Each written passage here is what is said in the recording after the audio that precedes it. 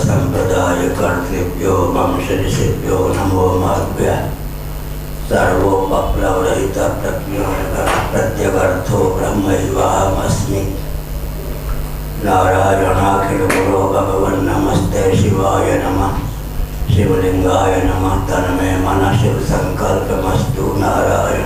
आगे से सुने, पाठ बीच पे काटते नहीं, बाद में आना हो तो सबको ऐसे समझ में। पाठ कटना बहुत कलंक होता है, देवता को भी तो जाता, बीच में कोई नहीं आएगा, बाद में आए हो तो ऐसे आगे से। नारायणाखिल गुरो भगवन् नमस्ते शिवाय नमः। शिवलिंगाय नमः। तन्मे मन शिव संकल्पमस्तु। सर्वे भवन्तु सुखिनः।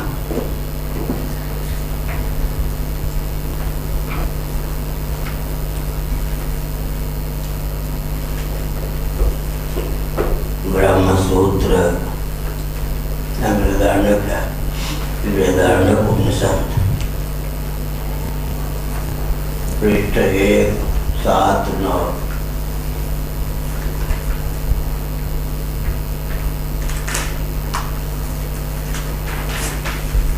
शांकर वास्य। अत्र विप्रतिपद्यन्ते, यहाँ से 18:1-8 से शुरू होगा। चिन्ह लगा हुआ। 18/9/2021 को पाठ को विराम दिया गया था। 189 पृष्ठ पर। तो हमारी विधा है कि पूर्व पाठ का स्मरण हो, इसलिए कुछ पंक्ति पहले से ही प्रारंभ करते हैं।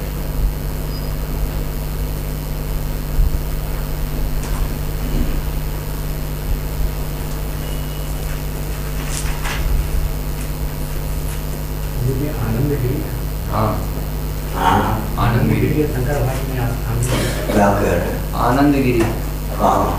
निर्दिष्ट है 179 पर एक निर्दिष्ट है। आनंदगिरी की पहली पंक्ति। ठीक है, पहले मूल भाष्य का स्मरण हो जाए। जी। अत्र विप्रतिपद्यन्ते पर एव हिरण्यगर्भ इत्येके संसारीत्यपरे पर एव तु मंत्रवर्णात् इंद्रं मित्रं वरुणम् अग्निमाहुः इति। एषा ब्रह्मैष इंद्र एषा प्रजापति देते सर्वे देवाः इति श्रुतेः स्मृतेश्च एतमेके वदन्ति अग्निं मन्मन्ये प्रजापतिम् इति।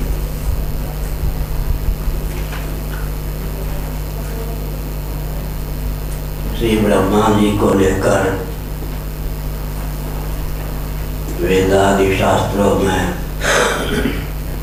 2 प्रकार की गाथा प्रसिद्ध है।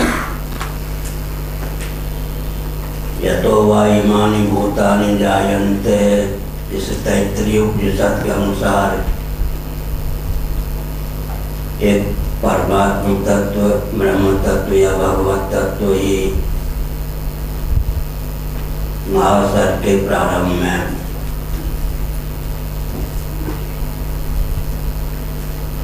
जगत का अभिन्न निमित्तोपादान कारण सिद्ध होता है। निमित्त का अर्थ होता है निर्माता, उपादान का अर्थ होता है कार्य के रूप में उल्लसित विलसित होने वाला मूल पदार्थ मैटर।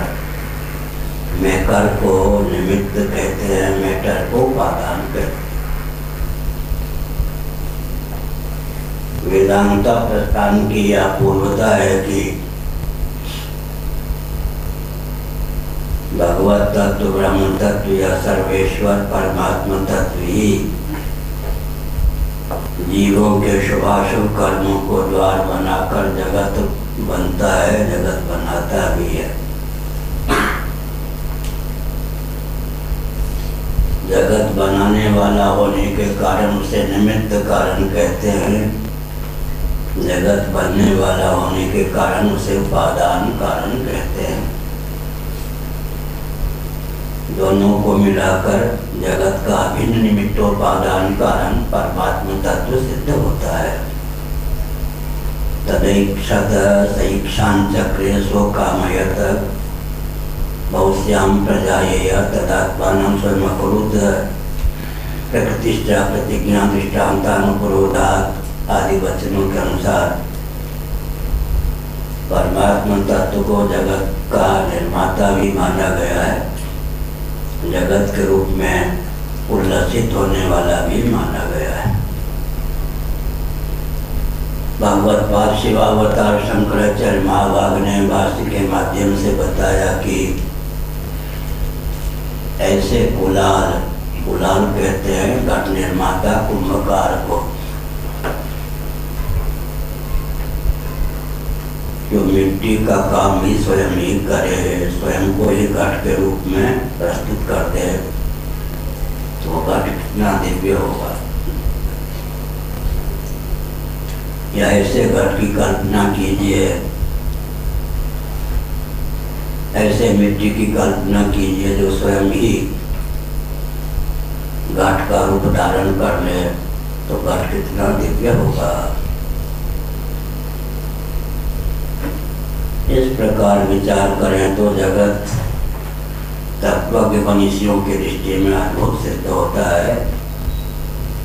भगवान ही जगत बनाने वाले बनने वाले दोनों सिद्ध होते हैं। इसीलिए भगवान को जगत का अभिन्न निमित्तोपादान कारण कहा गया है।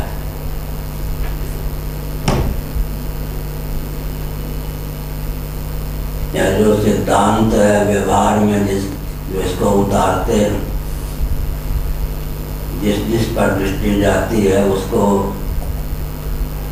भगवत रूप ही समझते हैं। भगवान ही इस व्यक्ति के रूप में निर्मित हैं, निर्माता भी भगवान ही है।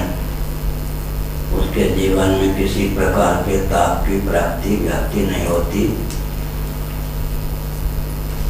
यत्र यत्र मनो याति तत्र तत्र परम पद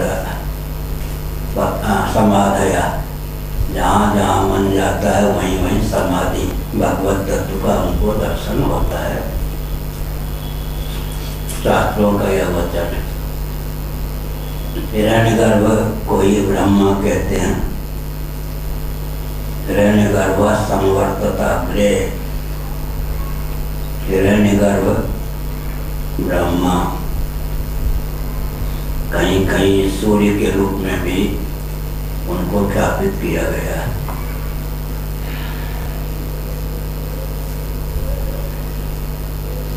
अब हिरण्यगर्भ को हम जीव कहें या ईश्वर, विवक्षावसात हिरण्यगर्भ को जीव भी कह सकते हैं, सर्वेश्वर भी कह सकते हैं, क्योंकि उत्पादक होने पर ब्रह्मा हिरण्यगर्भ संज्ञा की प्राप्ति होती है, पालक होने पर विष्णु संज्ञा की प्राप्ति होती है, संहारक होने पर रुद्र या शिव संज्ञा की प्राप्ति होती है। जो उत्पादक वही पालक वही संहारक, नहीं तो संघर्ष ही हो जाए।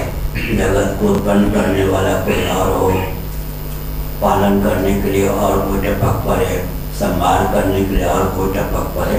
इसलिए या तो वायुमानी पोतानी की दृष्टि से एक ही भगवत तत्व परमात्मा तत्व उत्पादक पालक संहारक तीनों सिद्ध होता है। इस दृष्टि से विचार करने पर ब्रह्मा जी भगवत तत्व ब्रह्म तत्व परमात्मा तत्व सर्वेश्वर ही सिद्ध होते हैं। लेकिन कोई जीव विशेष बृहद भारत में सतकुल में मानसिक याग और उपासना में अधिकृत हो, ब्रह्मा जी के पद को प्राप्त करने के लिए आंग्रा उपासना से भी परिपुष्ट समन्वित हो, तो देह त्याग के बाद कालांतर में उसे ब्रह्मा जी का पद प्राप्त होता है। तो जीव भी ब्रह्मा हो सकता है। दोनों प्रकार के वचन सार्थक हैं क्योंकि शास्त्र सम्मत। अत्र विप्रतिपद्यन्ते परे विरणगर्भ इत्येके। इस संबंध में प्राप्त संदर्भ में विप्रतिपत्ति की प्राप्ति होती है, आशंका प्राप्त होती है, 2-3 प्रकार के पक्ष प्राप्त हो जाते हैं। क्या जीव विशेष कर्मोपासना के फलस्वरूप उत्कर्ष को प्राप्त करके ब्रह्मा होता है, या साक्षात परमात्मा तत्व ही हिरण्यगर्भात्मक ब्रह्मा होता है। पर एवं हिरण्यगर्भित्य के ये भी नए व्यक्ति हैं, पाठ का उल्लंघन करके आए, मर्यादा नहीं मानी। बस हो गया पाठ में ये सब नहीं। पर एवं हिरण्यगर्भित्य के कुछ नाम भाव का यह कथन है कि परम तत्व ही हिरण्यगर्भ है। परम तत्व माने परमात्मा तत्व, भगवत तत्व। क्योंकि उत्पादक, पालक, संहारक एक भगवत तत्व ही हो सकता है, इसलिए हिरण्यगर्भ माने ब्रह्मा, परमात्मा तत्व ही ब्रह्मा है। दूसरा पक्ष यह प्रस्तुत होता है कि संसारित्य परे।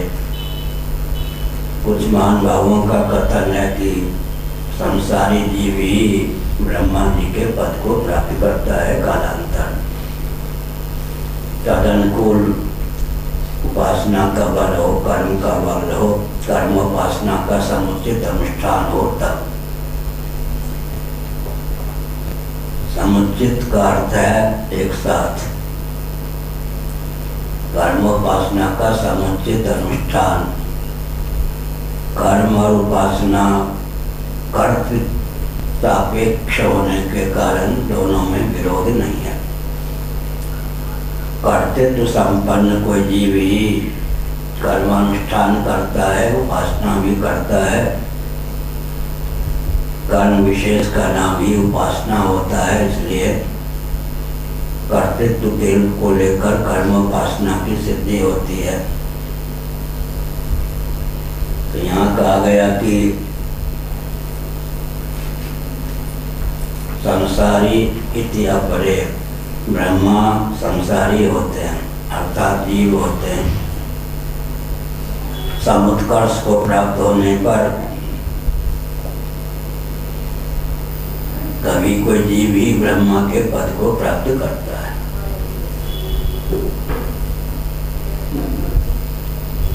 परमात्मा तत्व ही ब्रह्मा है, हिरण्यगर्भ है। एक प्रकार का वचन यह है। दूसरा प्रकार यह है कि कोई जीव कर्मोपासना के समुचित अनुष्ठान के फलस्वरूप आंग्रह उपासना की परिपक्वता की दशा में देहात्याग के बाद ब्रह्मा का पद प्राप्त करता है।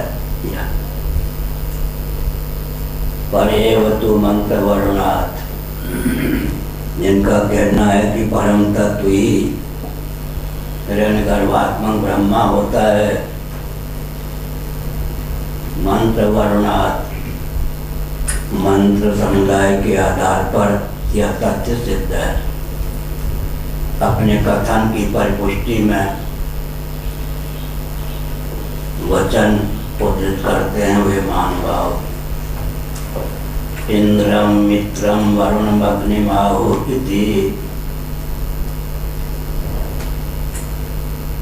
लक्षण साम्य से वस्तु साम्य का नियम संभाल के लाना है।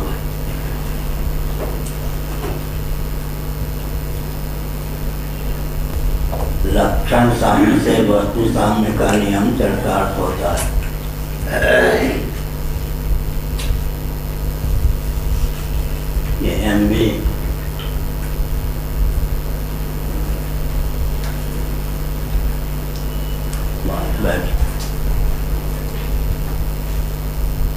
MBBS भी आई है और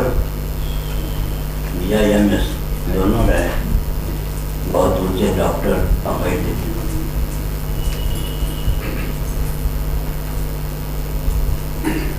नाम वेद से वेद नहीं माना जाता, लक्षण साम्य से अवेद माना जाता है। अगर लक्षण साम्य है तो नाम वेद होने पर भी एक तत्व की सिद्धि होती है। इंद्रम मित्रम वरुणम अग्निबाहो इति एकम सद्विप्रा बहुधा वदन्ति एकम रूपम बहुधा यः करोति, इन वचनों के अनुसार इंद्र, इंद्र का अर्थ होता है इदंद्र, मूल स्वरूप है इदंद्र।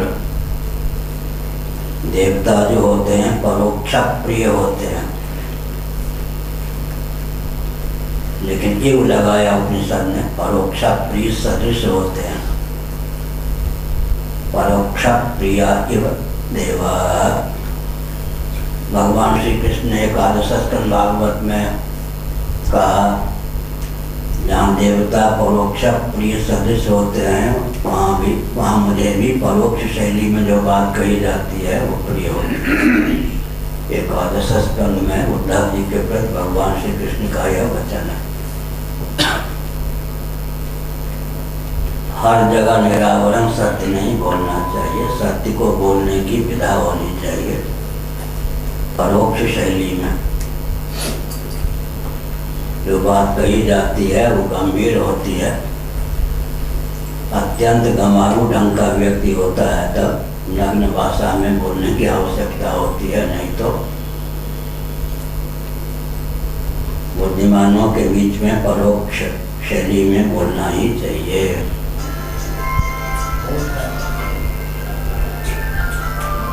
ये तो बीमारी आया ही आजकल कर्ण की साथी। जैसे लक्ष्मण जी भी थे, राम जी भी थे, सीता जी जा रही थी। राम बधूटियों ने सीता जी से पूछ दिया, इन दोनों में तुम्हारे कौन पति हैं तो कौन? अब आजकल की भाषा तो नंगी है, इसलिए हमारे पूरी गुरुदेव कहते थे निरावरण रस रसाभास हो जाता है। अधिकारी के प्रति उचित समय में उचित काल तक जो निरावरण रस है वही भोग्य होता है। सब जगह वो निरावरण रस होगा तो रसाभास हो जाएगा। बाल खोल के घूमना, गाल खोल के घूमना, ये सब क्या है? असभ्यता है। निरावरण रस जो है रसाभास हो जाता है। दही है, दूध है, भोग बनता है, समय पर ढक्कन हटा देते हैं। हर समय अगर दूध दही को खोल के रखें तो मक्खियाँ बिन में चींटी घुस जाए। निरावरण रस जो होता है रस नहीं ले जाता, रसाभास। इसलिए आजकल व्यक्तियों को रस का भी ज्ञान नहीं है, रसाभास को ही रस कह देते हैं। अतः कहा इंद्रम, इदंद्र, नाम रूपात्मक जगत की रचना करने के बाद सिंहावलोकन किया परमात्मा ने, भगवान ने। यहाँ इंद्र शब्द का अर्थ देवराज इंद्र न होकर परमात्मा है, इंद्रम। इदंद्र का नाम इंद्र, परोक्ष प्रिया वही देवा। अपने बड़े बेटे का नाम सीधे नहीं लेना चाहिए, विशेष परिस्थिति में ये नाम। पति का नाम सीधे नहीं लेना चाहिए, ये सब मर्यादा है। गुरु का नाम सीधे नहीं लेना चाहिए। एक हमारे गुरु भाई थे कृष्णानंद जी महाराज, उन्होंने 2-3 बार कहा बोधाश्रम जी, बोधाश्रम जी। तो हमने कहा कि इनके लिए आप इस शब्द का प्रयोग करते हैं? तो उन्होंने कहा कि श्री कृष्ण बोधाश्रम जी के लिए जगत गुरु शंकराचार्य अत्यंत उत्कृष्ट महापुरुष मनीषी सीधे नाम कैसे लूँ, इसलिए हमने बोधाश्रम का, कृष्ण बोधाश्रम के स्थान पर बोधाश्रम। सत्यभामा के लिए सत्या, भगवान कृष्ण भी कहते थे ऐ सत्यभामा इधर आना, ऐसा नहीं बुलाते थे। अपनी पत्नी को भी सीधे नाम लेकर नहीं, सत्यभामा नाम था तो भामा या सत्या ऐसा। तो ये शास्त्रीय मर्यादा है, बोलचाल शिष्टाचार की भाषा है। इंद्र भी कहते हैं, मित्र भी कहते हैं, भगवान सूर्य के रूप में भी भगवत तत्व ही उल्लसित है। देवराज इंद्र के रूप में भी भगवत तत्व ही उल्लसित है। वरुण के रूप में भी, जल के अधिदेव जो है वो वरुण है, वो भी भगवान ही उल्लसित हैं, विलसित हैं। अग्निम आहु, अग्नि के रूप में भी भगवान ही उल्लसित हैं। इंद्र, मित्र, वरुण, अग्नि, ये सब परमात्मा तत्व के ही नाम हैं। एक नीचे से धारा चलती है ऊपर की ओर फव्वारा, एक ऊपर से वर्षा होती है। कोई जीव विशेष अधिदैव पद को प्राप्त होता है, भगवान ही तत्त अधिदैव के रूप में स्वयं को व्यक्त करते हैं तत्त कृत्य का निर्वाह करने के लिए। तो वर्षा के समान ये शैली है, इंद्रम, मित्रम, वरुण, अग्नि, बाहु। इंद्र भी उसी का नाम, मित्र भी उसी का नाम, वरुण भी उसी का नाम, अग्नि भी उसी का नाम। कार्य भेद है, लेकिन एक ही परमात्मा तत्व तत्त कृत्य का निर्वाह करने के लिए स्वयं को अधिदैव मंडल के रूप में व्यक्त करते हैं। महासर के प्रारंभ में अधिदैव के रूप में भगवान तत्व की अभिव्यक्ति मान्य है। ऊपर से विचार करें तो, नीचे से विचार करें तो कोई जीव ही तत्त कर्म और उपासना के परिपाक से कालांतर में देवता होता है। विषय कारण सुरजीव समेता सकल एक थे, एक सचेता सब कर परम प्रकाशक जोई, राम अनादि अवध कछ सोई। जीव का स्थान बहुत उत्कृष्ट है। एक दो दिन व्याख्या ज़्यादा होती है, फिर धारा चलती है। भूमिका रेल की पटरी पर रेल चलती है। जीव का स्थान कहाँ है? अगर जीव देहासक्त न हो, देह के अनुरूप स्वयं को न माने, तो देवताओं से ऊपर जीव का स्थान है।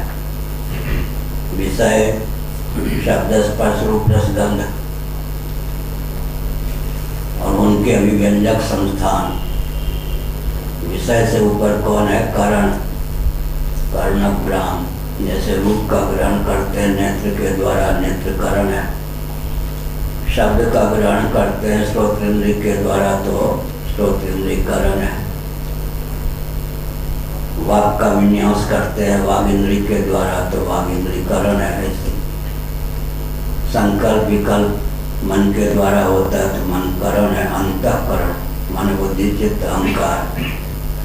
बाह्य करण कौन है? 5 कर्मेंद्रियां, 5 ज्ञानेंद्रियां। प्राण जो हैं ये शिक्षित सीधे करण नहीं होते हैं, कर्णक ग्राम को पोधबालक होते हैं। पोधबालक माने उनको कर्म करने की क्षमता प्रदान करने में सहयोगी की भूमिका प्रस्तुत करते हैं प्राण। एकोनविंशति मुखा, मांडूक्योपनिषद के अनुसार वैश्वानर हिरण्यगर्भ 19 मुखों वाला है। मुख का अर्थ क्या होता है? उपलब्धि का द्वार। रावण 10 मुख था, एकोनविंशति मुखा। अंदर से रावण के भी 19 ही मुख थे, हमारे आपके 19 मुख हैं। मुख माने उपलब्धि का द्वार। पंच कर्मेंद्रिय की बार खोलने में कठिनाई ना हो, वहाँ बैठने से आने वालों को कठिनाई हो। 5 कर्मेंद्रिय, 5 ज्ञानेंद्रिय, 10 मन बुद्धि चित्त अहंकार, ये 4 हो गए 14। वास्तव में तो 14 करण हैं, लेकिन प्राण साक्षात्करण न होने पर भी करणग्राम का उपोद्बलक है, इसलिए प्राण को भी करण मान लिया गया। 19 मुखा, 19 माने 20 से 1 कम न्यून 19। कितने मुख हैं आपके? कौन कौन? 5 कर्मेंद्रिय, 5 ज्ञानेंद्रिय, कितने हो गए? मन बुद्धि चित्त अहंकार 14, 5 प्राण, कितने हो गए? 19। प्राण साक्षात्करण न होने पर भी कर्णग्राम का उपोद्बलक होने के कारण करण कोटि प्रविष्ट है। तो है, इसलिए कहा इंद्र के रूप में। इंद्र माने इदंद्र, मूल नाम क्या है? इदंद्र, तो बड़े हैं इसलिए इदंद्र को इंद्र कहा गया, परोक्ष शैली में कहा गया। मित्र, चक्षुर मित्र, ये जो भगवान सूर्य हैं सबके मित्र हैं। हमारे पूज्य बड़े भाई ने हमको गायत्री मंत्र की दीक्षा दी, संध्या वंदन सिखा रहे थे।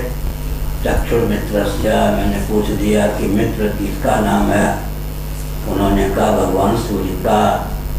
तत्काल मेरे हृदय में हुआ सूर्य मेरे मित्र हैं, सखा हैं। तब से मैं भगवान सूर्य को अपना मित्र सखा मानता हूँ। लेकिन अब सखा ही नहीं, मेरे गुरु भी हैं, क्योंकि दिल्ली में जब तिलविया कॉलेज हायर सेकेंडरी स्कूल का विद्यार्थी था तो मुझको दुर्लभ एक ही वाक्य में अध्यात्म ज्ञान भी दिया, निष्ठा भी, और यही पूरी पीठ में गणित का ज्ञान सूर्यमंडल से लेकर हम तक जहाँ बैठे थे अपार गणित का के परमाणु संलग्न थे, वो भी दे दिया। इसलिए सूर्य भगवान मेरे मित्र भी हैं, गुरु भी हैं, और संबंध का निर्वाह भी करते हैं। जैसा मेरे मन में भाव है उसी ढंग से वो संबंध का निर्वाह भी करते हैं। संसारी इतिहा परे हो गया। हाँ, इंद्रम मित्रम वरुणम अग्निम आहु, वरुण भी जल के देवता, अग्नि इधर है, अग्नि भी, अग्नि के रूप में भी। इंद्र मित्र प्रकारांतर से आकाश, वायु, जल और अग्नि के देवता के रूप में ये सब हैं। इंद्र को विवक्षावसात आकाश का देव कह सकते हैं। ये तो सूर्य हैं तो वायु के अधिदेव माने जाते हैं। तेज जो होता है उसे उत्कृष्ट पवन होता है, वायु होता है, लेकिन वायु के अधिदेव के रूप में सूर्य का वर्णन है।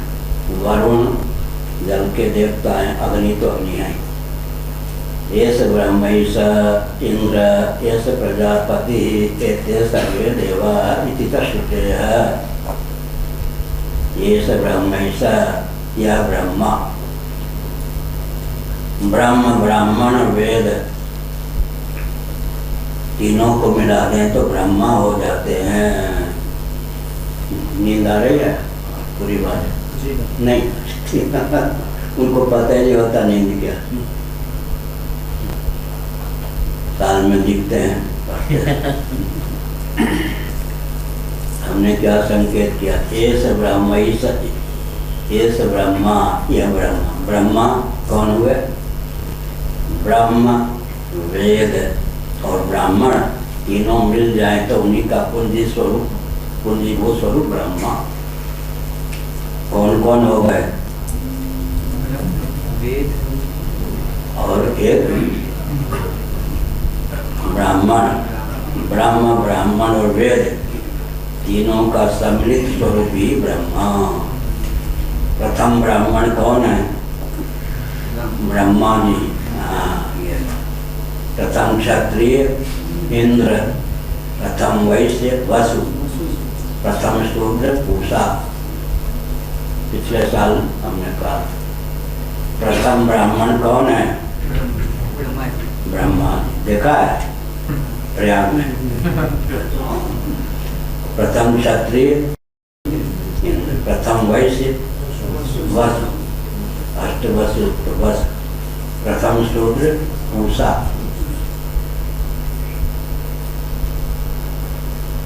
एस प्रजापति, यही प्रजापति। एते सर्वे देवा, ये सब देवता ही हैं। परमात्मा तत्व को ही इन नामों से किया गया है। अच्छा अब आया दूसरा लगा, ये लगा हुआ है, एक और लगाना। काम नहीं कर पा रहा।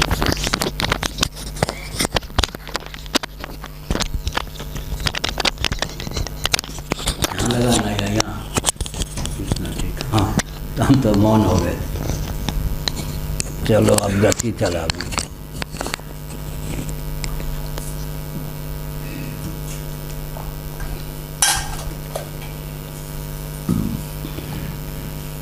तो हमने कहा कि जीव अगर अपने मौलिक स्वरूप से च्युत न हो तो देवताओं से ऊंचा स्थान है जीव का। आसन से मत डोल रे त्वहे पिए मिलेंगे। विषय करण सुरजीव समेता सकल एकते एक सचेता, सब कर परम प्रकाशक जोई, राम अनादि अवधपद सोई। मैंने कई बार ऐसा क्यों कहा? कोई भी देवता हो, हम लोगों को अभ्यास है बचपन से, माता पिता का, भाई बहन का दिया हुआ संस्कार है। जितने चित्र हैं आचार्यों के उधर कमरे में, सबको दर्शन करता हूँ। यहाँ उठते ही भगवती का, इन सब का दर्शन करता हूँ। स्वाभाविक रूप से आस्तिकता देव दर्शन को लेकर ये हुआ, शिष्टाचार स्वाभाविक। दूसरी बात क्या है, अगर देवराज इंद्र भी दौंस दिखाने लगे हैं तो क्या करूँगा? जीव बाबापन होकर उनको डांटूंगा क्या? नमस्कार भी करूँगा। और देवराज इंद्र भी अक्कर ऐंठ दिखाने लग जाए तो एक कदम ऊपर, जैसे कोई बंदर ऊपर चला जाए और चांटा मार दे किसी को बात समझ गए। ऐसे ही ये ज्ञान विज्ञान मैं इतना स्पष्ट क्यों कहता हूँ, प्रयोग में नहीं लोग लाते, प्रयोग में नहीं लाते। पढ़ा और भूल गए ऐसा नहीं, प्रयोग में लावे तो व्यक्ति मानवोचित की सीमा में देवताओं का समादर करेगा। लेकिन इंद्र वरुण आदि भी भिड़ना चाहें तो फिर उनको भी परास्त कर देगा। इसलिए बल है ना, भारत अखंड हो ऐसे थोड़े कहते हिंदू, भारत हिंदू राष्ट्र यूँ थोड़े कहते। एक ही छींक में, एक ही डांट में तो नेता लोग होश आवाज़ खराब कर दें। क्या न्यायालय? ये सब ज्ञान विज्ञान जो है व्यवहार में उतारने पर व्यक्ति। पिछले साल पाठ को विराम दिया गया था यहीं। अधिभूत अध्यात्म आदिदेव के एकत्व का जिसको विधिवत ज्ञान है वो सृष्टि की रचना कर सकता है। तब प्रश्न उठा कि दो सृष्टा हो जाएंगे, तो योग वासिष्ठ में है, एक पाषाण खंड में भी वो चतुर्दश सोमनात्मक ब्रह्मांड की रचना कर सकता है। दूसरी बात, भगवान के रुख को देख करके वो काम कर सकता है। तो क्या अर्थ हुआ? अधिभूत अध्यात्म अधिदेव के एकत्व को हृदयंगम करने वाले व्यक्ति में अपार क्षमता होती है। सर्वे देवा, जिन देवताओं का नाम लिया नहीं लिया वे सब 33 गिनाया गया था पिछले बार। वसु, रुद्र, इन सब को लेकर मुख्य 33 देवता हैं। कोटि माने प्रकार, देवताओं के प्रकार 33 होते हैं। फिर बाल बच्चे सहित स्त्री सहित हो 33 कोटि भी हो जाते हैं। मुख्य रूप से 33 देवता हैं, पिछले साल कहा गया था। एतमेके वदन्त्यग्निम मनुमन्ये प्रजापतिम इति। ये तो श्रुति उद्धृत की भगवान शंकराचार्य ने। अब स्मृतेश्च, स्मृति के अनुशीलन से भी यह तथ्य उद्भासित है। एतमेके वदन्त्यग्निम, कोई महान भाव उसे अग्नि कहते हैं, कोई मनु कहते हैं, कोई प्रजापति भी कहते हैं। लक्षण साम्य से वस्तु साम्य होने के कारण विविध देवताओं के रूप में एक ही तत्व उद्भासित है। नाम भेद होने पर भी लक्षण भेद अगर न होता हो तो वस्तु में एकत्व मान्य है।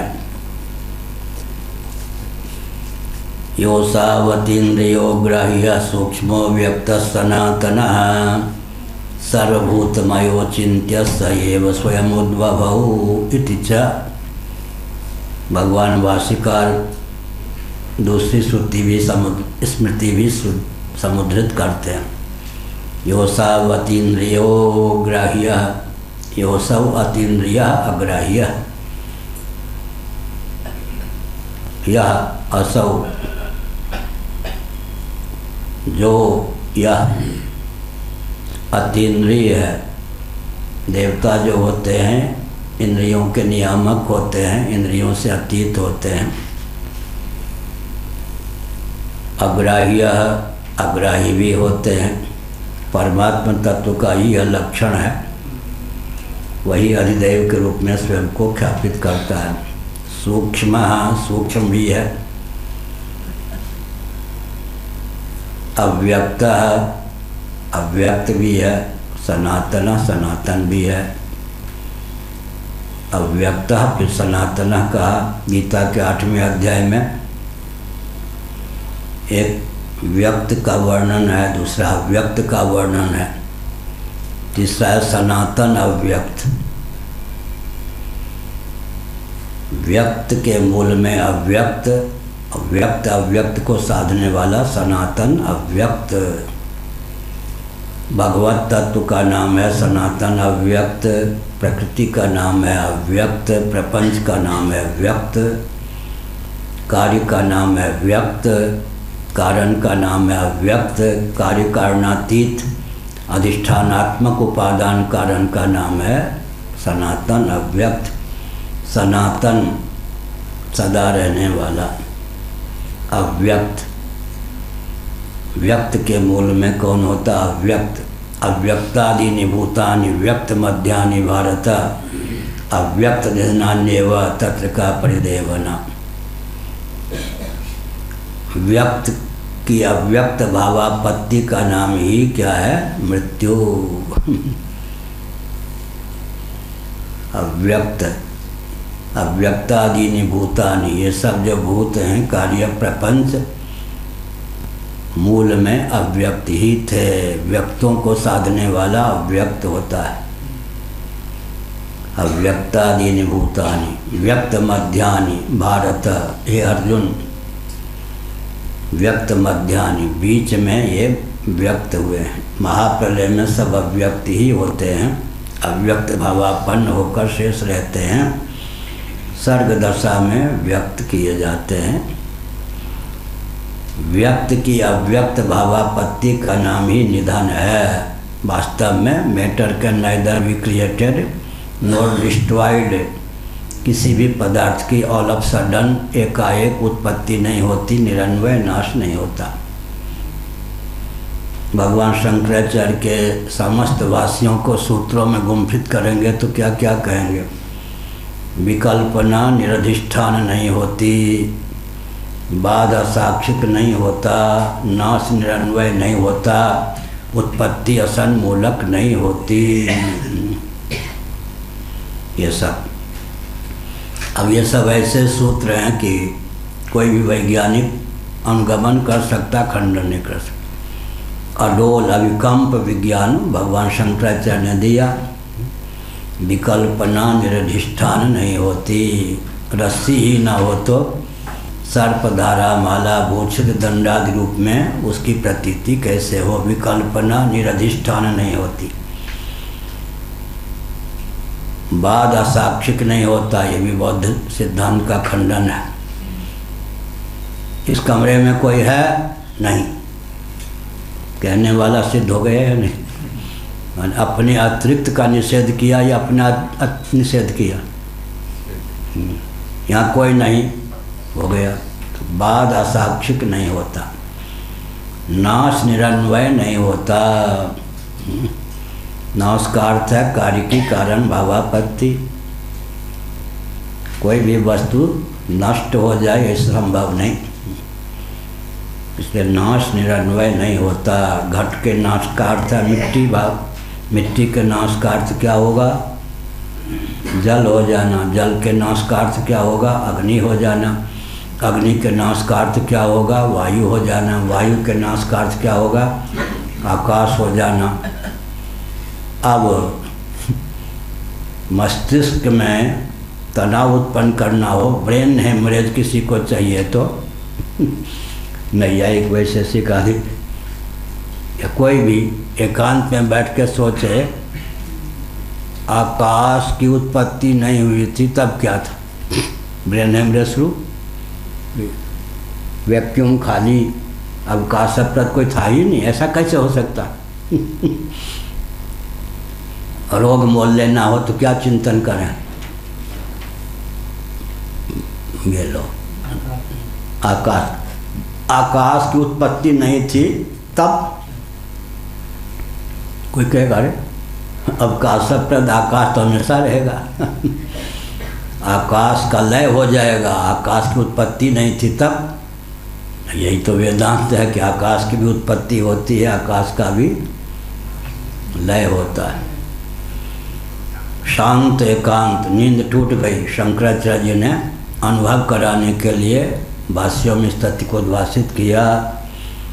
नींद टूट गई, ठीक, और जाजी को नींद आ गई।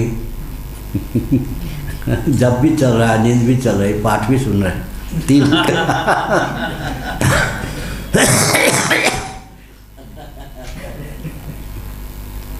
क्या नींद टूट गई? कोई संकल्प उठा नहीं। बच्चों में यह दशा अधिक समय तक होती है। नींद तो टूट गई, अब कोई संकल्प उदित नहीं हुआ है, यह कौन सी स्थिति है? उसके बाद अहम की अभिव्यक्ति हो गई, फिर हलचल, अवकाश, फिर हलचल, वायु, फिर हिलने डुलने से पसीना, हिलने डुलने से गर्मी, अग्नि, फिर पसीना टपकने लगे तो जल, पसीना जम जाए मैल, तो मैल के मूल में पसीना, पसीना के मूल में गर्मी, गर्मी के मूल में क्या? हलचल, वायु, वायु के मूल में स्तब्धता, आकाश। योसावतीन्द्रियोग्राह्य, अतीन्द्रिय है भगवत तत्व। मन समेत जहाँ जाय न वाणी, तरक न सकें सकल अनुमानी। अग्राह्य है, सूक्ष्म है, अव्यक्त है, सनातन, सर्वभूतमय है। तो व्यवहार में देखें तो सर्वभूतमय है। भूत का अर्थ क्या होता है? भूत का अर्थ हाँ नहीं मालूम, ठीक, अच्छा नहीं तो कर। सर्वभूतमय, सर्व प्राणियों के रूप में। भूत माने प्राणी, भूत माने पंचभूत, भूत माने तत्व। तत्व का नाम होता है भूत। भव्य माने साध्य, भूत माने सिद्ध। भूत का अर्थ क्या होगा? सिद्ध। भूत को भूत क्यों कहते हैं? कोरी कल्पना न कोई समझ ले, योनि विशेष का नाम, देह विशेष का नाम भूत है, इसलिए भूत को भूत क्यों कहते हैं? कोई कल्पना न समझ ले कि मन की कल्पना है, वास्तव में भूत योनि भी है। भूतानि यान्ति भूतेज्याः, गीता, इसलिए भूत को भूत कहते हैं। सर्वभूतमया, भगवान जो है सर्वभूतमय है, मयट प्रत्यय होता है। विकारार्थक, प्राचुर्यार्थक, स्वरूपार्थक। व्याकरण के अनुसार मयट प्रत्यय के कितने अर्थ हो जाएंगे? 3। विकारार्थक, प्राचुर्यार्थक और स्वरूपार्थक। चिन्मय कहेंगे, चिन्मय, चिद्रूप, चिदाचिदघन भी अर्थ हो जाएगा। विकार, प्राचुर्य माने अधिकता, विकारार्थक, मय प्रत्यय। जलमय, जलमय, जलमय, यह जो प्रांगण है जलमय है। मय प्रत्यय का प्रयोग विकार, मृण्मय घट ऐसे। और प्राचुर्य के अर्थ में भी मयट प्रत्यय का प्रयोग होता है। मात्रार्थक भी मयट प्रत्यय का प्रयोग होता है व्याकरण के अनुसार। अचिंत्य है वो जो परमात्म तत्व है। मनसो मनः, चिंतन का विषय नहीं है, तो फिर भगवान का चिंतन करें एक वचन कैसे होगा? जिस तत्व का ज्ञान हो सकता है उस तत्व का ध्यान भी हो सकता है। पंचदशीकार विद्यारण्य स्वामी जी ने एक प्रश्न उठाया, निर्गुण निराकार परमात्म तत्व का ध्यान हो सकता है या नहीं? पहले के वेदांती लोग बिहार घाट आदि में कहते थे निर्गुण का ध्यान नहीं होगा, लेकिन पंचदशीकार का कहना है जिसका ज्ञान हो सकता है उसका ध्यान भी हो सकता है। जिस विधा से ज्ञान हो सकता है उस विधा से ध्यान भी हो सकता है। कोई तत्व है तो उसका ज्ञान होगा ही, तो ज्ञान होगा, जिस विधा से ज्ञान होगा उस विधा से ध्यान भी हो सकता है। जो ज्ञान का विषय है वो ध्यान का भी विषय होगा या नहीं होगा? जो ज्ञान का विषय है निर्गुण परमात्म तत्व का भी ध्यान होगा। अतद व्यावृत्ति, अतन निरसन, विधि गर्भित निषेध मुक्त, निषेध गर्भित विधि मुक्त। विषेद निषेध गर्भित विधि मुक्त। नेति नेति, नायति नायति, नेति नेति नेति। योग वासिष्ठ में नेति शब्द का प्रयोग 3 बार हुआ है। बृहदारण्यक आदि में नेति नेति, तुलसीदास जी ने नेति नेति जही वेद रूपा। लेकिन योग वासिष्ठ में नेति नेति नेति नेति, स्थूल सूक्ष्म कारण तीनों का प्रच्छेद करना हो तो 3 बार नेति, और कार्य और कारण सूक्ष्म को भी कार्य कोटि में ले लें तो 2 बार नेति से काम चल जाता है। नेति नेति नेति नेति नेति, 3 बार भी नेति शब्द का प्रयोग है योग वासिष्ठ में। बृहदारण्यक आदि में नेति न इति, इति शेष रह जाता है न इति में। सर्वभूतमय चिंत्य स एव स्वयं उद्भवौ। ऐसा जो कोई तत्व है वो स्वयं ही उद्बुद्ध हुआ, प्रकट हुआ, विव्यक्त हुआ। निज इच्छा निर्मित तनु माया गुण गोपार। इसका अर्थ है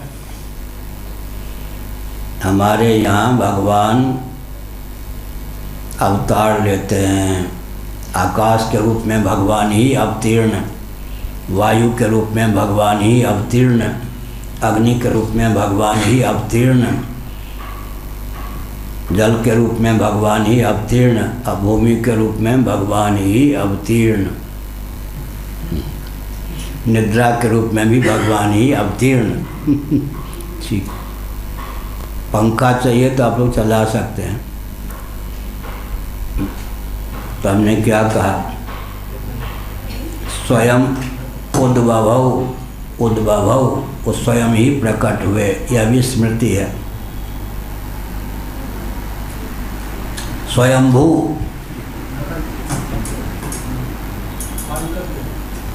स्वयंभू गाढ़ी नींद के बाद अपने आप बुद्धि अभिव्यक्त हो जाती या नहीं? बुद्धि स्वयंभू है, तो बुद्धि से अवच्छिन्न, बुद्धि के नियामक, बुद्धि के अधिदैव ब्रह्मा जी को भी स्वयंभू कहा गया। हम अपने जीवन का उदाहरण क्यों देते हैं? हमारे आपके जीवन में जो अवस्थाएं हैं इसलिए देते हैं कि किसी को यह न लग जाए कि कोरी कल्पनाएं हैं। इसलिए व्यष्टि समष्टि जितने दार्शनिक तथ्य हैं वो अनुभूति के विषय बने, इसलिए जागृत, स्वप्न, सुषुप्ति, मनोराज्य आदि को दृष्टांत बनाकर प्रस्तुत करना चाहिए, ताकि व्यक्ति के जीवन में यह विज्ञान प्रायोगिक विधा से भी अभिव्यक्त हो सके। स्वयं उद्भव, स्वयं ही प्रकट हुआ। जैसे कि गाढ़ी नींद से अपने आप बुद्धि की अभिव्यक्ति हो जाती है।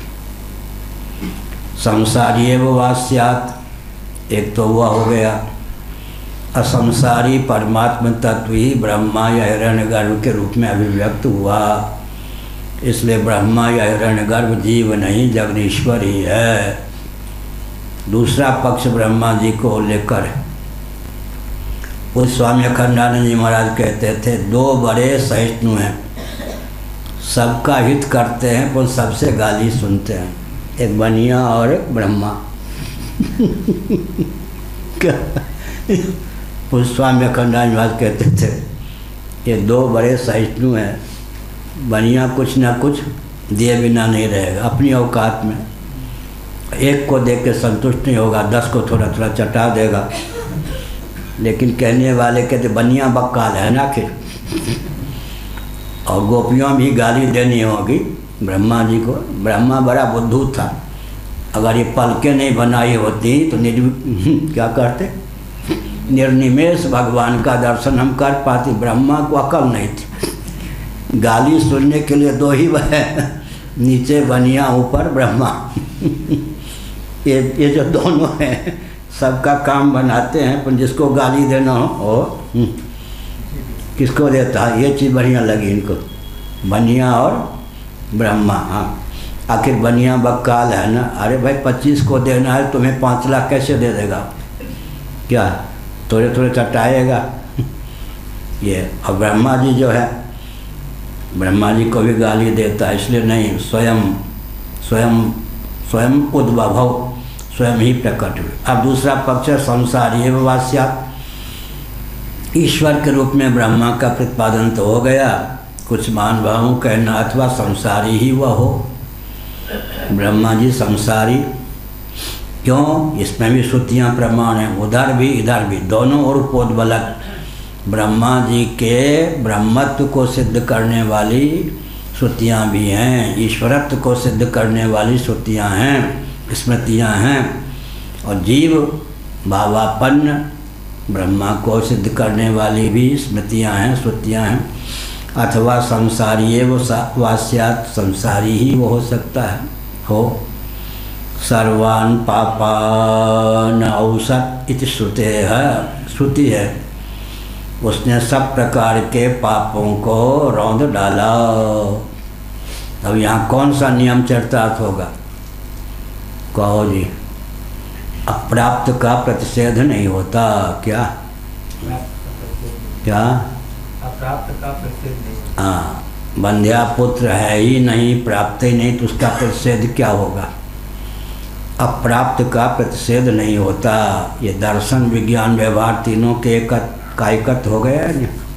खोल के हम क्यों पढ़ाते हैं, कोई संसार में कटाक्ष न कर सके वेदादि शास्त्रों पर, इसलिए ना इनके जानकार को कोई बुद्धू न समझे। सबसे बड़े ज्ञान विज्ञान से संपन्न होता, अप्राप्त का प्रतिषेध नहीं होता। अगर ब्रह्मा संसारी होते ही नहीं तो संसारित्व के निवारण का वर्णन नहीं होता। सर्वान् पापान् औसत इति श्रुते है, सब प्रकार के पापों को उसने जला डाला, रौंद डाला। पाप था तब तो अप्राप्त का प्रतिषेध नहीं होता।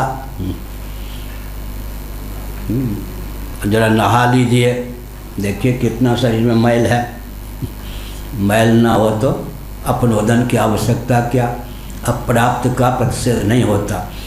उसने सब प्रकार के पापों को रौंद डाला, जला डाला। इसका मतलब पापक ग्रस्त था, अप्राप्त का प्रतिषेध नहीं होता। पापी और पुण्यात्मा होना जीव का लक्षण है या ईश्वर का?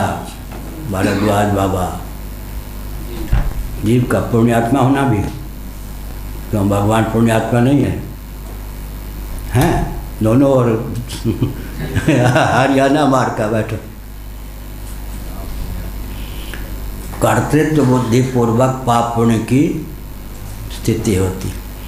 कर्तृत्व बुद्धि नहीं है तो पाप पुण्य दोनों से अतिक्रांत व्यक्ति है। सब सर्वथा वर्तमानोपि सहयोगी मयि वर्तते, गीता।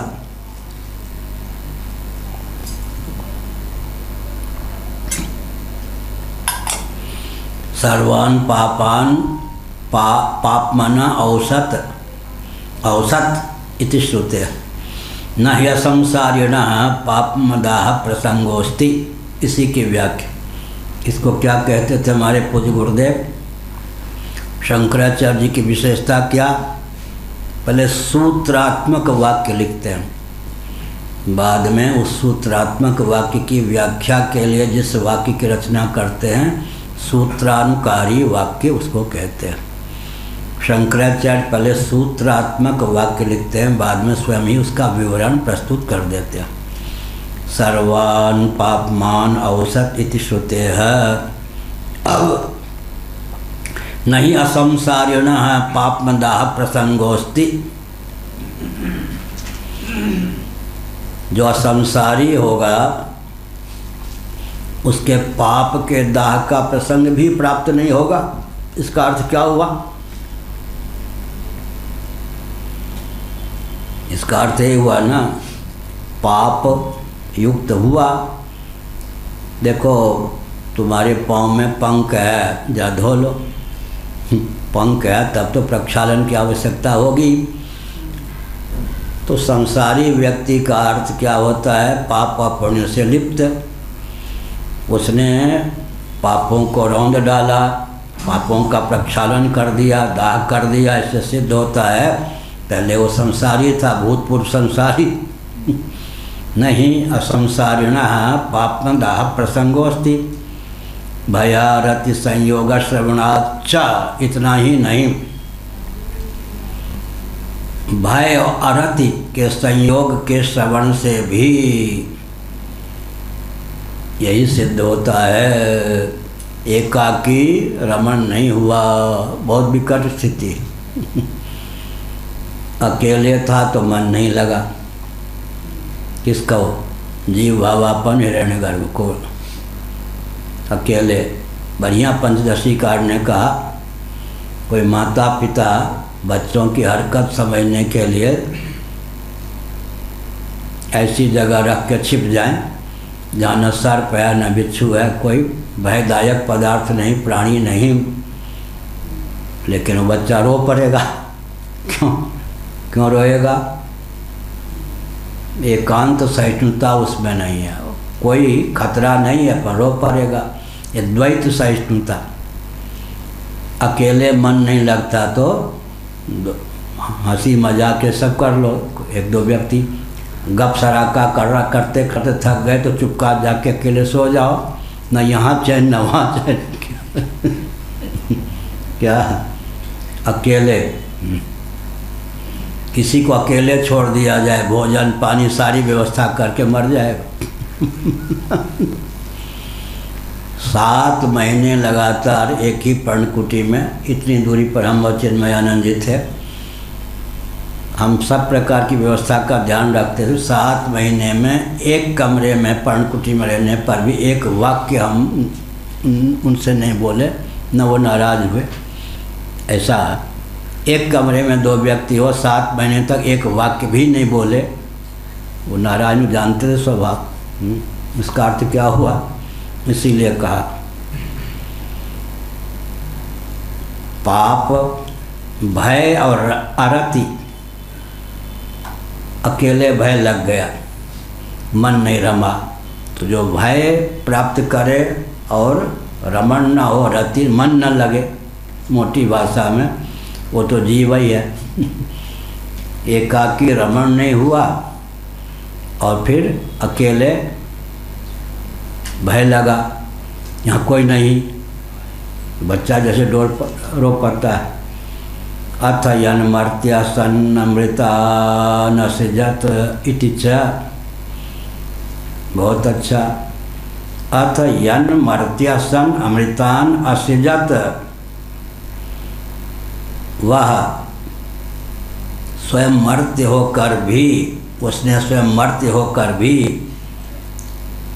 अमृत संज्ञक देवताओं की संरचना की। मर्त्य होकर अमर, अमर कोश में देवता का नाम है अमर, निर्जर, अमर, ये सब। स्वयं मर्त्य होकर भी अमृत अमरन धर्माओं की रचना की। इति च, इसका अर्थ क्या हुआ? मरण धर्मा होकर के भी मृत्युग्रस्त, जिनका मरण सुनिश्चित है, ऐसा होकर के भी अमृत की रचना की, देवताओं की रचना की। अमरा निर्जरा देवा अमर कोश। तो देवता जो हैं अमर हैं, अजर हैं। ये कौन सी श्रुति हुई? आपेक्षिकी श्रुति। पृथ्वी अचला है। बहुत से व्यक्ति शास्त्र पर आक्षेप कर देते हैं, जानते नहीं। पृथ्वी को अचला कहा गया। लोग कहते कि पुराने व्यक्ति पृथ्वी से परिचित नहीं, तो उसका नाम लिख दिया अचला, जबकि पृथ्वी अपनी धुरी पर। पुराने व्यक्ति जो पृथ्वी की उत्पत्ति मानते, पृथ्वी का संहार मानते, उसको अचल कैसे कहेंगे?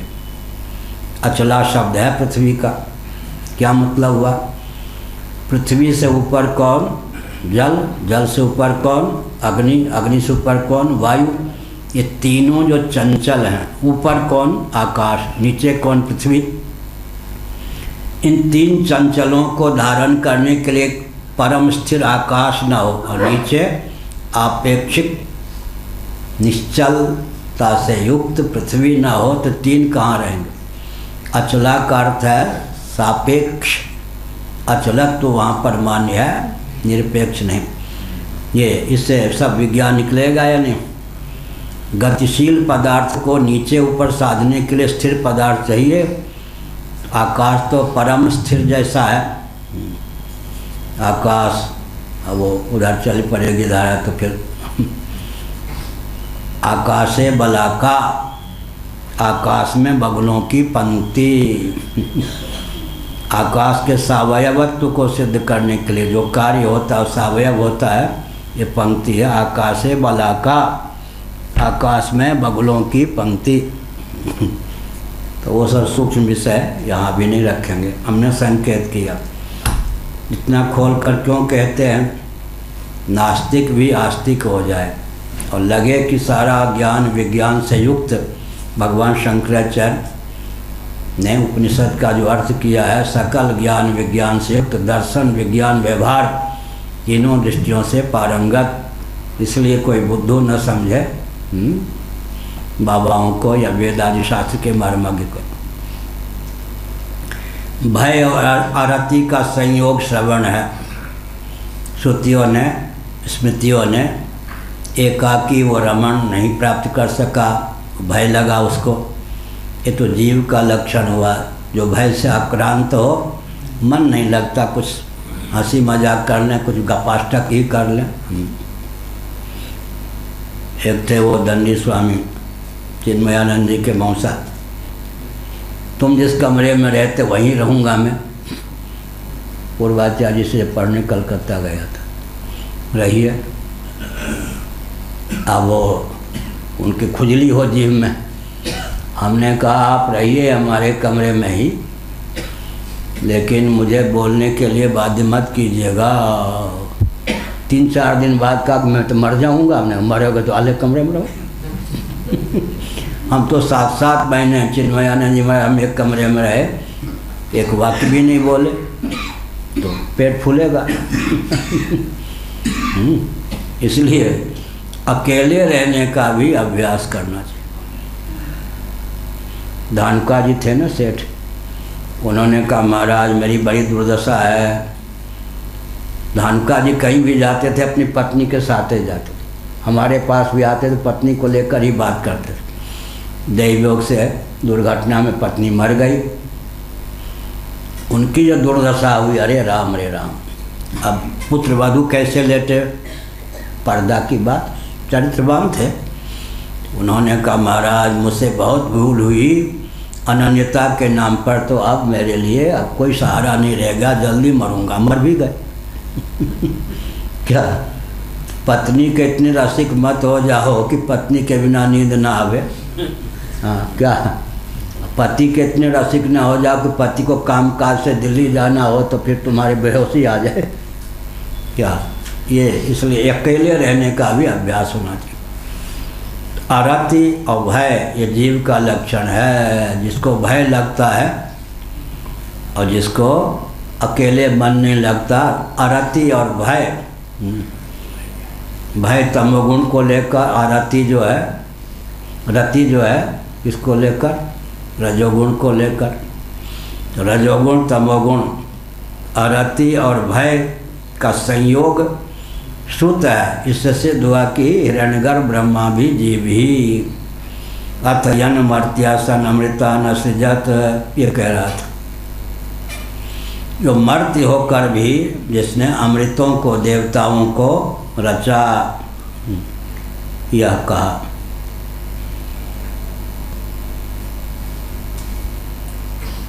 अमृता न सृजत, ये जिस परमात्मा ने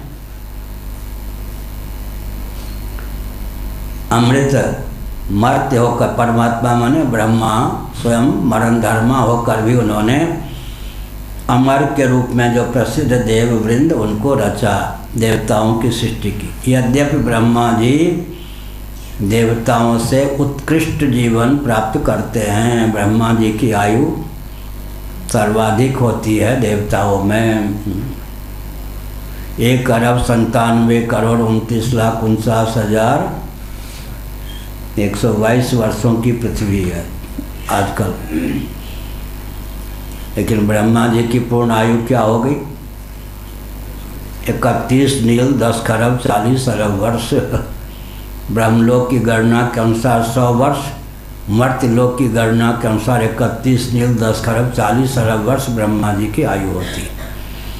इस समय सृष्टि की आयु, पृथ्वी आदि की आयु 1,97,49,49,122 वर्षों की। हिरण्यगर्भं पश्यति जायमानम् इति च मंत्र वर्णात्। और ये मंत्र वर्ण भी हैं, मंत्र समुदाय। हिरण्यगर्भं पश्यति जायमानम्, हिरण्यगर्भ समुत्पन्न होता हुआ हिरण्यगर्भ को देखता है। इति च मंत्र, हिरण्यगर्भम, हिरण्यगर्भ देखता है। पश्यति जायमानम्, टिप्पणी भी है 3। पश्यति माने परमात्मा, पश्यति परमात्मा। कौन? परमात्मा देखते हैं, देखता है किसको? हिरण्यगर्भ को प्रकट होता हुआ।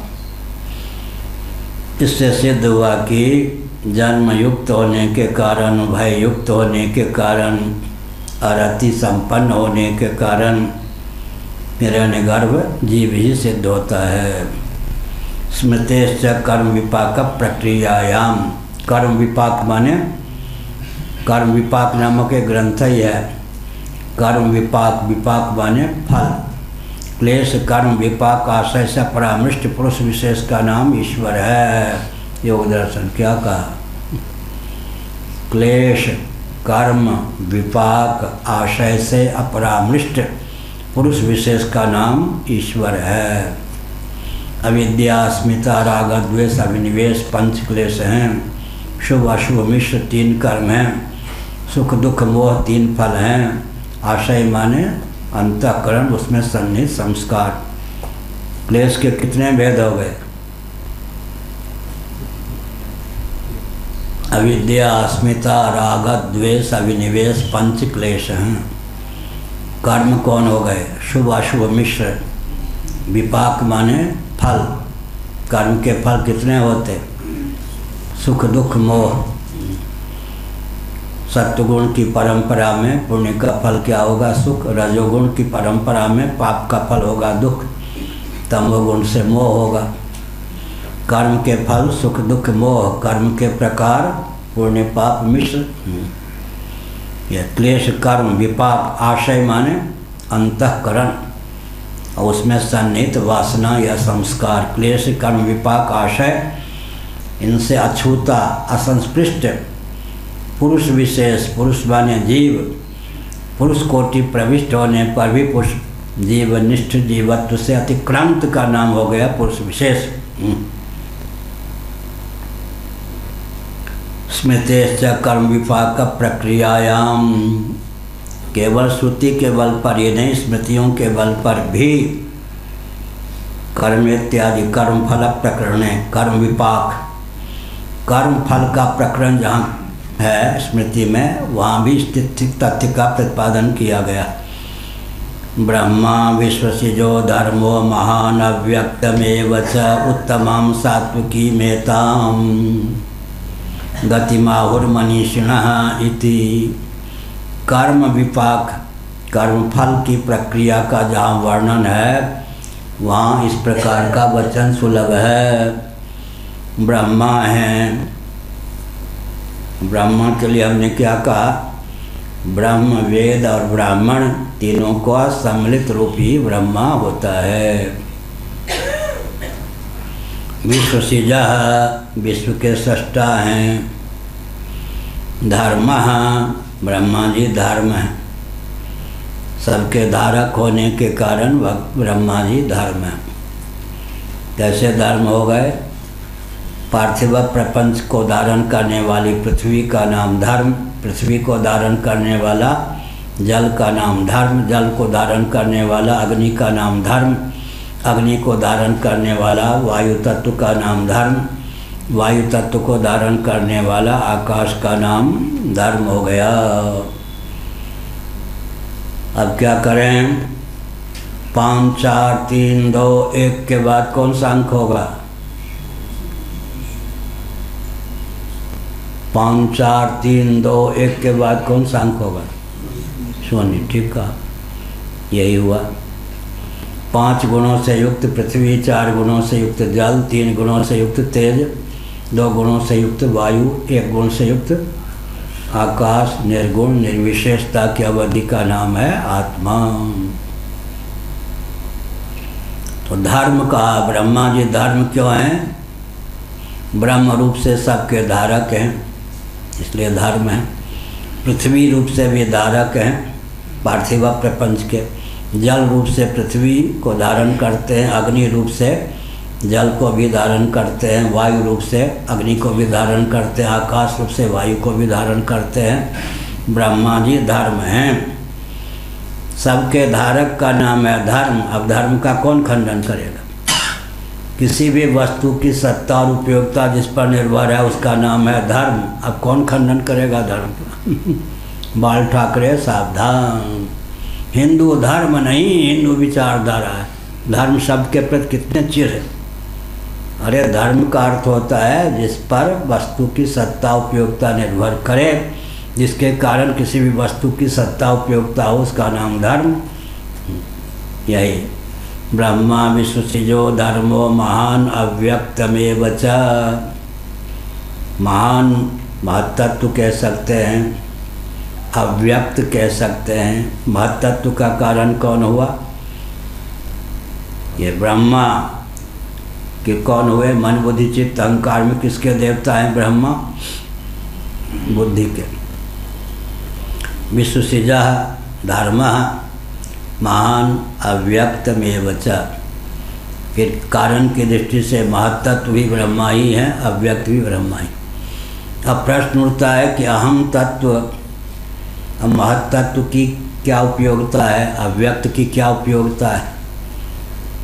5 गुणों से संपन्न पृथ्वी, 4 गुणों से युक्त जल, 3 गुणों से युक्त कारण में कार्य के गुण का संसार होता है वायु पर्यंत। वायु, दुर्गंध युक्त वायु कोई कह दे कुछ ऐसा, या सर्दी ठंडी हवा, कार्य के गुण जो हैं वायु पर्यंत कारण में संचरित होते हैं और कारण के गुण कार्य में व्याप्त होते हैं। संसार अलग चीज़ है, कार्य भी अपने गुण धर्म का कारण में आधान कर सकता है। पृथ्वी अपने मालिन्य का आधान जल में कर सकती है। ऐसे वायु में क्या है, जल का धर्म ही चला जाता है, संसार हो जाता, अग्नि का धर्म, उष्ण हवा, शीतल हवा, ये सब दुर्गंध युक्त हवा। तो कारण में कार्य के गुण का संसार होता है, कार्य में कारण सहित उसके गुण की व्याप्ति होती है। संसार अलग प्रक्रिया है, व्याप्ति अलग व्याप्ति है। संसार का नाम व्याप्ति कह देंगे, लेकिन वस्तुतः संसार अलग चीज़ है, व्याप्ति अलग चीज़। महान अव्यक्त। तो अब हमने प्रश्न उठाया कि आकाश गणित की दृष्टि से हम तत्व महतत्व का क्या स्थान है? कोई स्थान नहीं बनता। पृथ्वी का जो आधिदैविक स्वरूप है उसमें मलिनता क्या होगी? अधिदैव में, अधिदैव का तो वर्णन ही चल रहा है। अधिदैव में अगर अधिदैव पृथ्वी भावापन्न हो जाए तो, पृथ्वी भावापन्न हो जाए तो, नहीं तो नहीं है। अधिदैव तो नियामक होता है ना, अतिक्रांत होता है।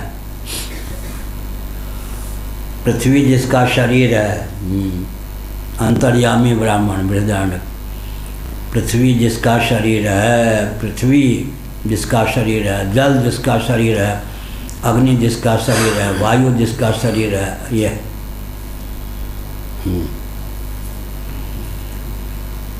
तो अब प्रश्न उठता है कि आकाश में जब एक ही गुण है तो उससे ऊपर दो तत्व जो मान लिए गए, गीता में भी महाभूतान्य अहंकारो बुद्धिरव्यक्तमेव च अष्टधा प्रकृति का वर्णन है। तो गणित की दृष्टि से अहम तत्व महतत्व अव्यक्त का क्या स्थान होगा?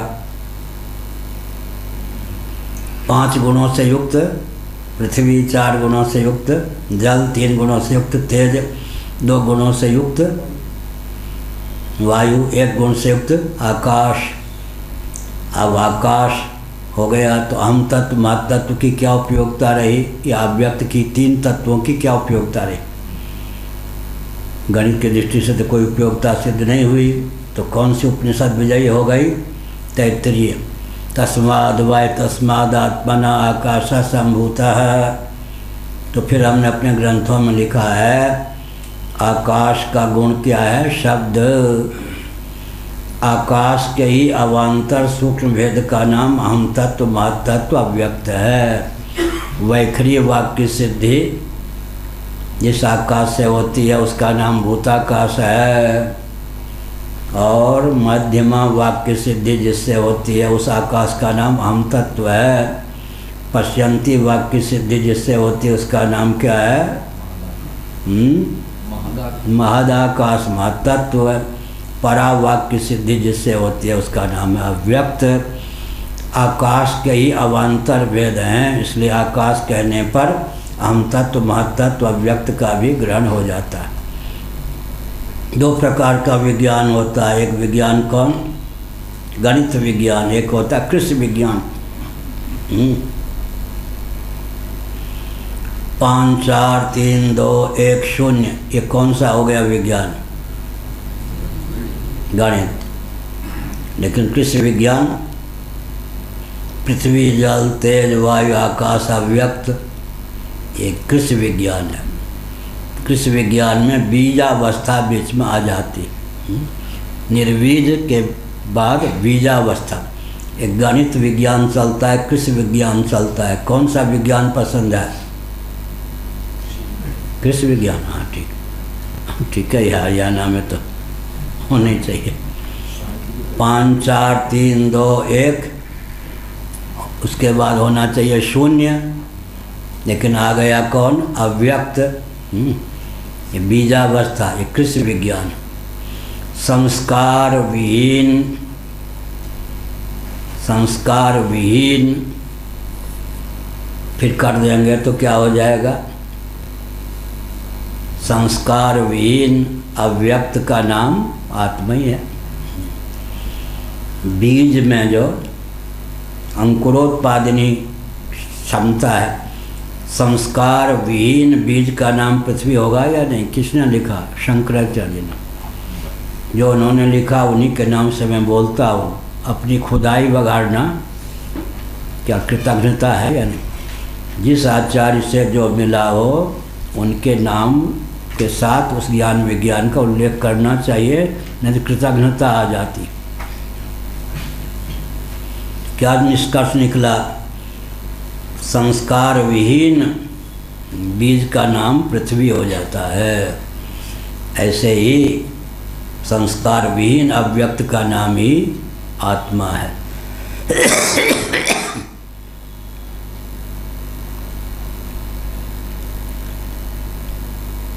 ब्रह्मा विश्वसिजो दर्भो महान अव्यक्त इमेव च।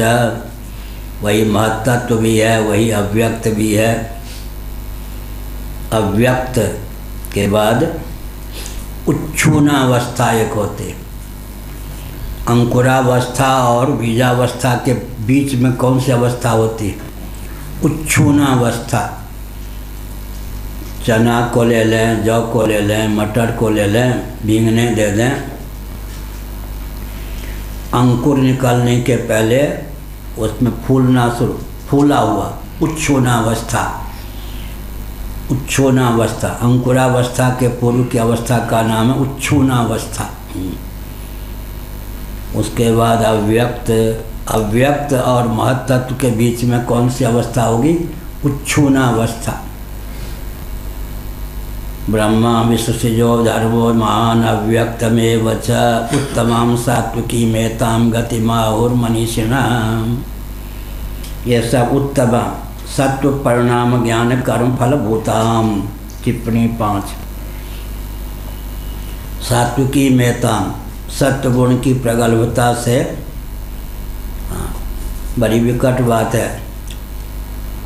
ब्रह्मा जी को सात्विक कहें या राजस?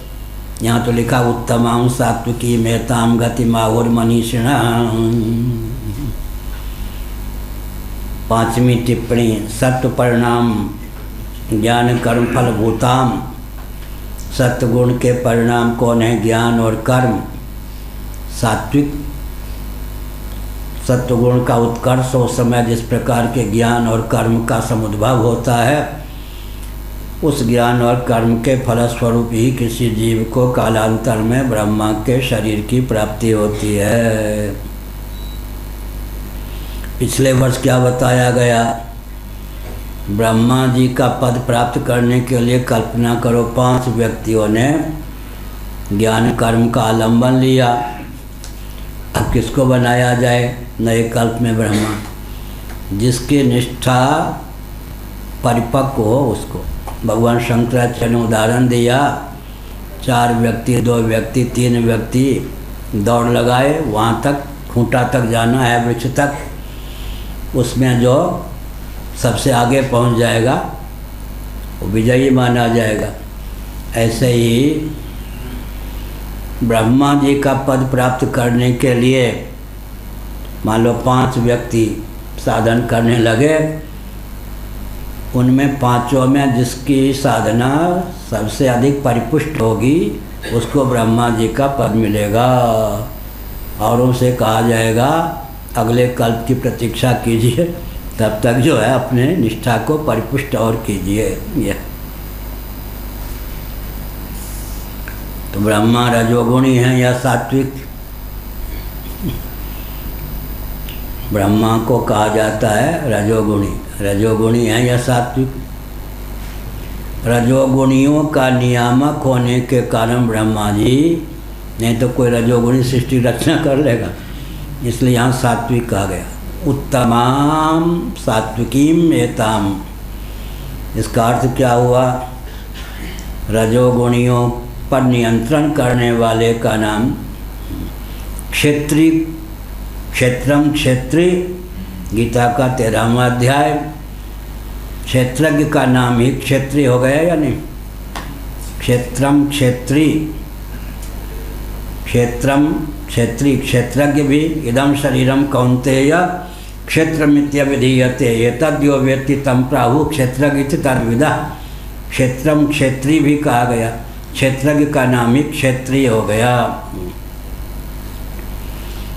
क्षेत्रज्ञ जो है क्षेत्र के वशीभूत हुआ या क्षेत्र को वश में रखने वाला हुआ। क्षेत्री दो प्रकार के हो गए जीव, एक क्षेत्र के विषय वशवर्ती हो गए, ईश्वर जो है क्षेत्र को वश में रखने वाला। या क्षेत्री, क्षेत्री माने क्षेत्र का नियामक। क्षेत्र का क्षेत्रफल कितना है? महाभूतान्यहंकारो बुद्धिरव्यक्तमेव च इदं शरीरम कौन्तेय क्षेत्रमित्यभिधीयते एतद्यो वेत्ति तं प्राहु क्षेत्रज्ञ इति तद्विदः। महाभूतान्यहंकारो बुद्धिरव्यक्तमेव च इंद्रियाणि दशैकञ्च पंचचेन्द्रिय गोचरा। बहुत ऊंचा ज्ञान है। इदम शरीरम, यह जो शरीर है, गीता का 13वां अध्याय पहला श्लोक, भगवान ने कहा क्षेत्र, इसको जानने वाला हो गया क्षेत्रज्ञ। अब क्षेत्र के क्षेत्रफल का वर्णन कर दिया। क्षेत्र का क्षेत्रफल कितना होगा? महाभूतान्यहंकारो बुद्धिरव्यक्तमेव च इंद्रियाणि दशैकम च पंचचेन्द्रिय गोचरा। 16 विकृति 8 प्रकृति। क्षेत्र का फल, क्षेत्रफल इतना हो गया।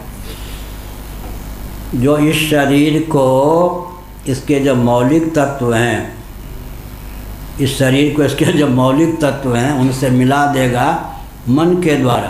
कोई गाजर मूली की तरह काटना पटना नहीं, मन के द्वारा, तो क्षेत्र का क्षेत्रफल क्या हो जाएगा? महाभूत अष्टधा प्रकृति 16 विकृति। तो समष्टि जीव, पहले गीता में कहा गया क्षेत्रज्ञ, क्षेत्रीय, फिर प्रकृतिम पुरुषं चैव विद्यनादि वावपि। प्रकृति को ही जिसने क्षेत्र मान लिया, शरीर, नीचे से चलें अष्टधा प्रकृति 16 विकृति में मूल प्रकृति ही जिसकी दृष्टि में क्षेत्र है, शरीर है। एक जीववाद हो गया ना, उस पुरुष का नाम क्या हो गया? क्षेत्रज्ञ।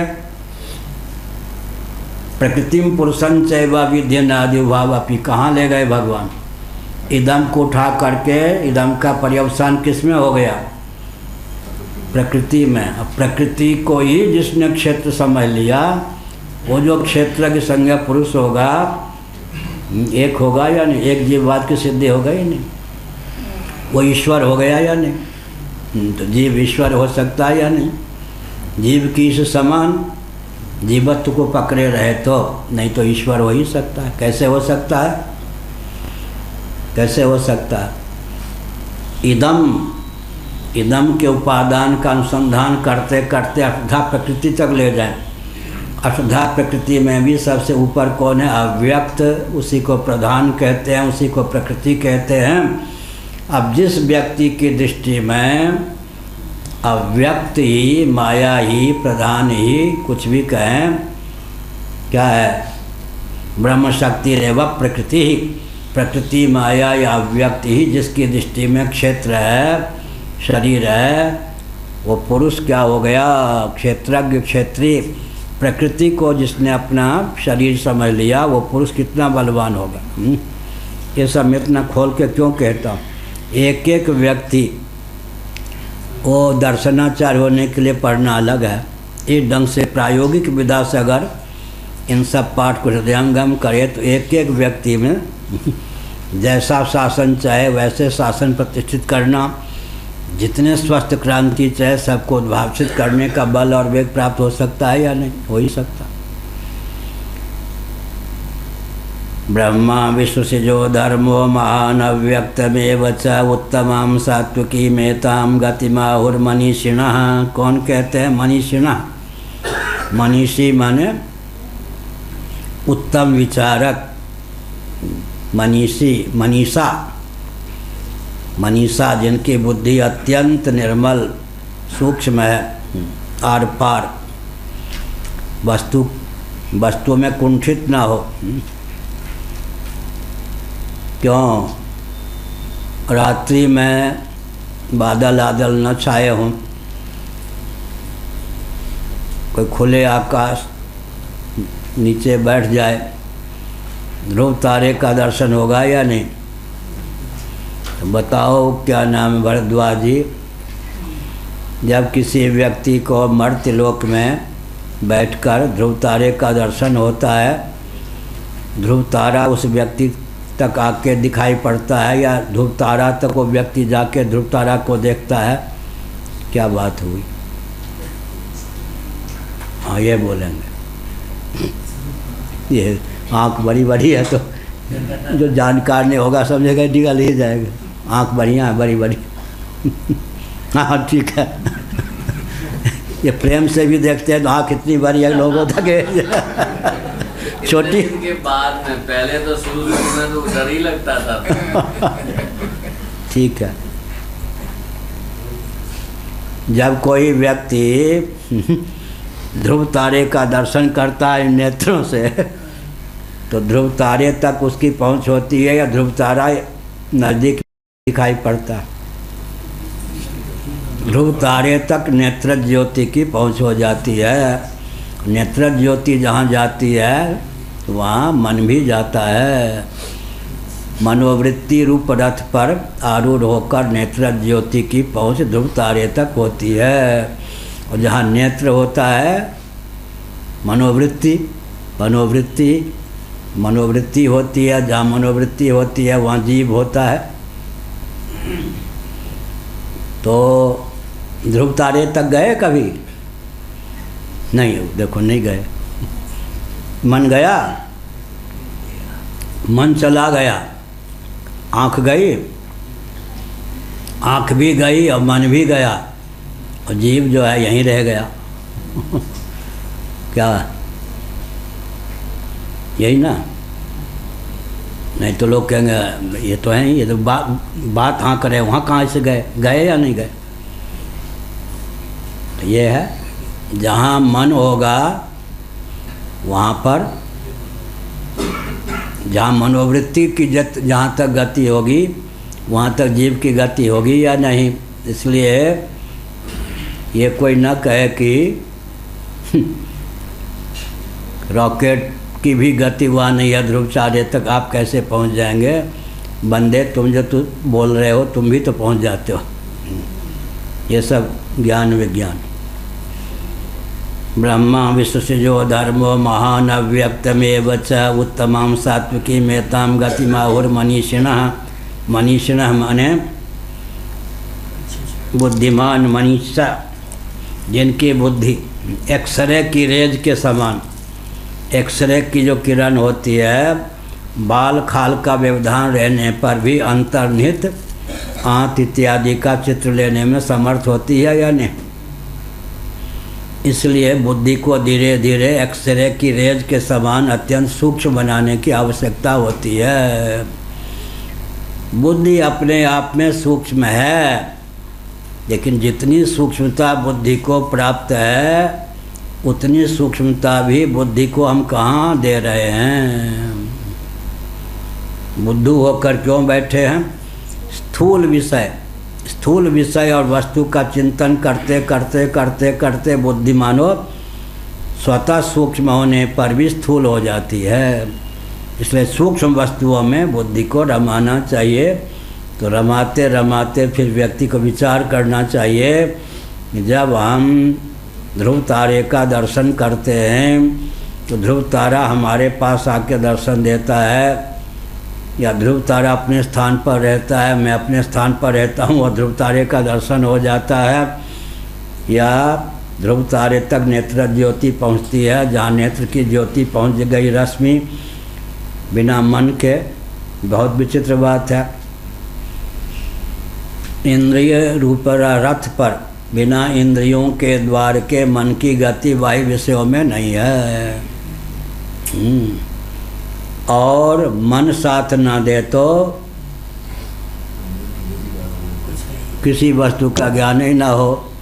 तो ध्रुव तारे का जब दर्शन होता है तब प्रश्न उठता है, ध्रुव तारा यहाँ आकर के दर्शन देता है या ध्रुव तारे तक हमारी नेत्र की ज्योति पहुंचती है। अगर ध्रुव तारे तक नेत्र की ज्योति पहुंचती है तो मन के बिना या मन के सहित मनोवृत्ति नेत्र वृत्ति वहाँ पहुँची। वृत्ति माने अंश कार्य, तो मनोवृत्ति भी वहाँ पहुँची। जहाँ नेत्र वृत्ति होती है वहाँ मनोवृत्ति होती है, जहाँ मनोवृत्ति होती है वहाँ जीव होगा या नहीं। तो ध्रुव तारे तक पहुँचे बिना जीव ध्रुव तारा का दर्शन करता है, या ध्रुव तारे तक पहुँच करके जीव ध्रुव तारा का दर्शन करता है? क्या हुआ उत्तर? हाँ, क्या कह रहे? ध्रुव तारे तक नेत्र पहुँचते ही नेत्र पहुँचते हैं, नेत्र की ज्योति पहुँचती है। नेत्र यहाँ रहते या वहाँ पहुँच जाते? नेत्र वृत्ति पहुँचती है। नेत्र वृत्ति पहुँचती है तो मनोवृत्ति के बिना पहुँचती है क्या? मनोवृत्ति के बिना पहुँच नहीं सकती है। मनोवृत्ति जहाँ पहुँच जाती है वहाँ जीव पहुँच ही जाता है। तो ध्रुव तारे तक पहुँचने का उद्यम करना चाहिए, या ध्रुव तारे तक पहुँचे बिना ध्रुव तारे का दर्शन नहीं हो सकता? क्या अर्थ निकला?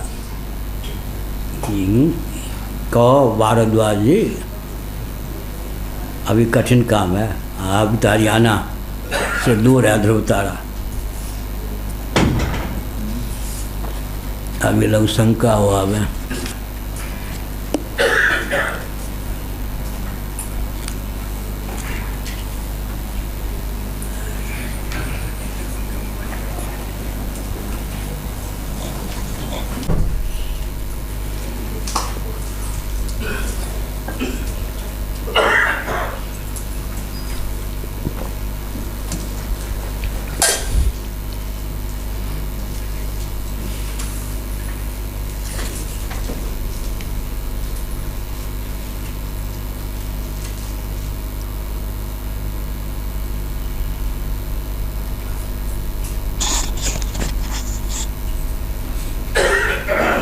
अथैवं विरुद्धार्थानुपत्तेः प्रामाण्यव्याघात इति चेन्न कल्पनान्तरोपपत्तेः अविरोधात् उपाधि विशेष संबंधात् विशेष कल्पनान्तरम् उपपद्यते।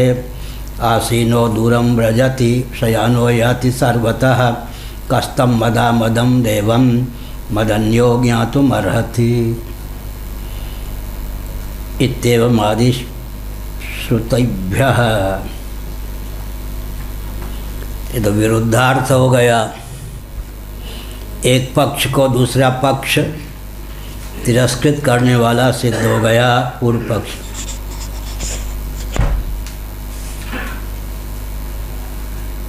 प्रामाण्य व्याघात इति चेत न, प्रामाण्य का ही अपनोदन हो गया अगर ऐसा कहो तो नहीं। कल्पनांतरोपपत्तेः अविरोधात्, कल्पनांतर अन्य कल्पनांतर की उपपत्ति से प्रसक्ति से कोई विरोध की प्राप्ति नहीं है। उपाधि विशेष संबंधाद विशेष कल्पनांतरम उपपद्यते। इसी तथ्य को भगवान शंकराचार्य जी ने अग्रिम वाक्य के द्वारा अभिव्यक्त किया है।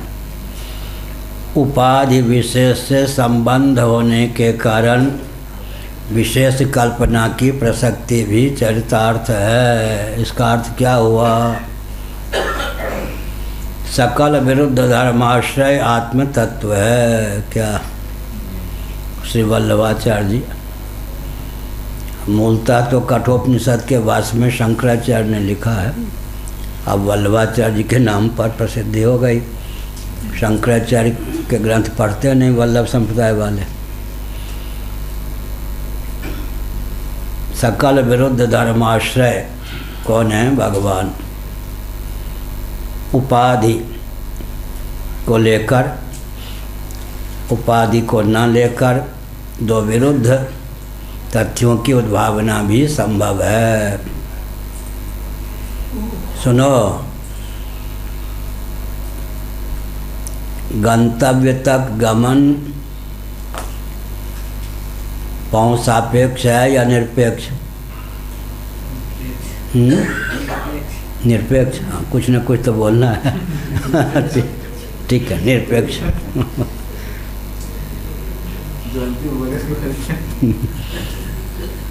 ठीक है।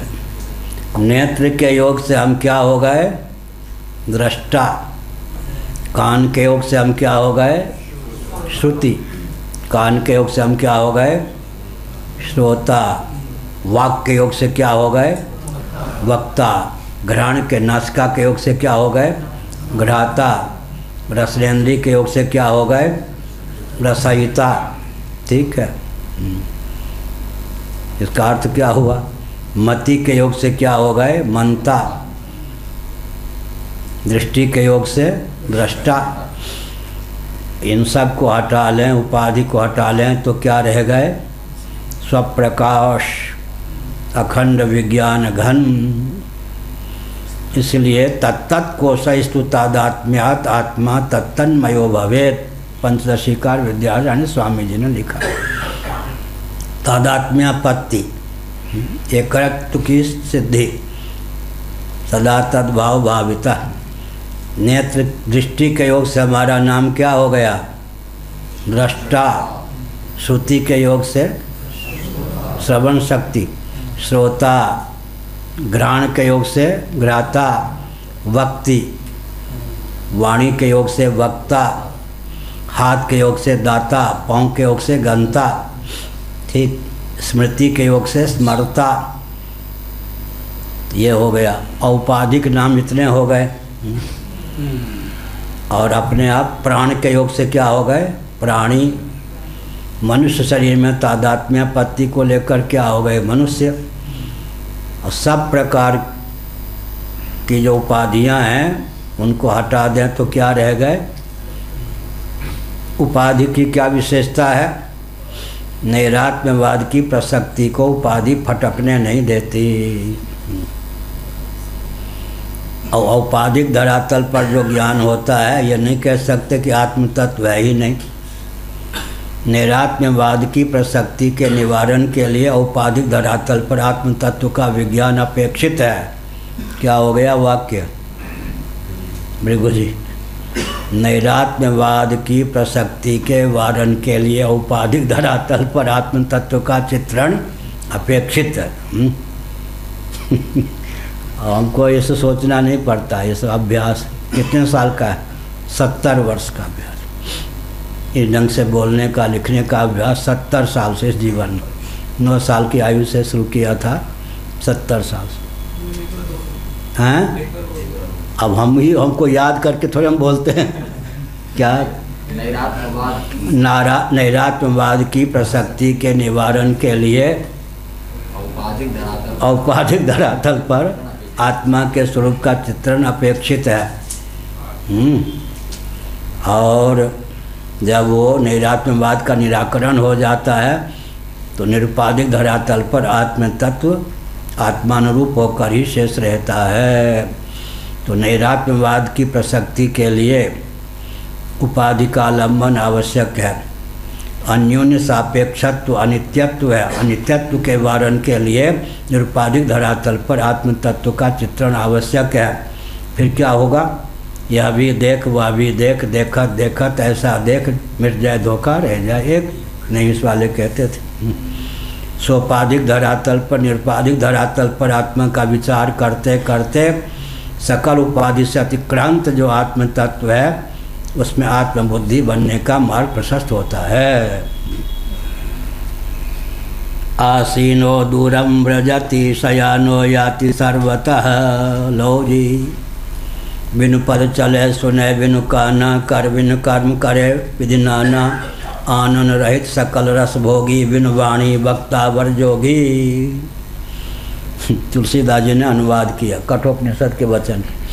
यहाँ आसीनो दूरम व्रजति, बेखट के आराम करता हुआ दूर तक चल लेता है। लो, शयानो याति सर्वतः।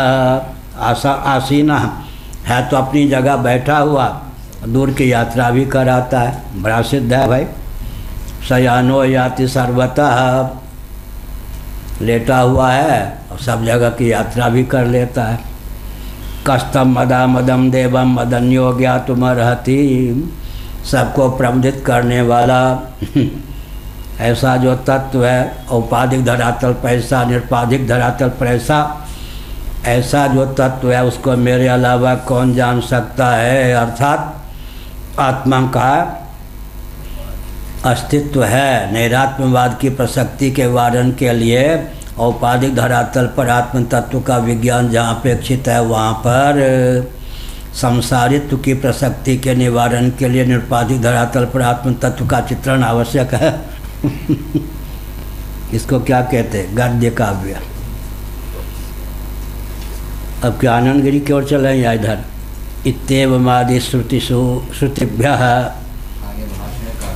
भाषा और है बहुत, आगे का नहीं देखा जाता, पाठ खंडित हो जाता। आगे कितना बचा है वो प्राचीन प्रथा है, पलट के पेज नहीं देखना चाहिए। इत्येवमादि श्रुतिभ्यः, इन श्रुतियों के द्वारा।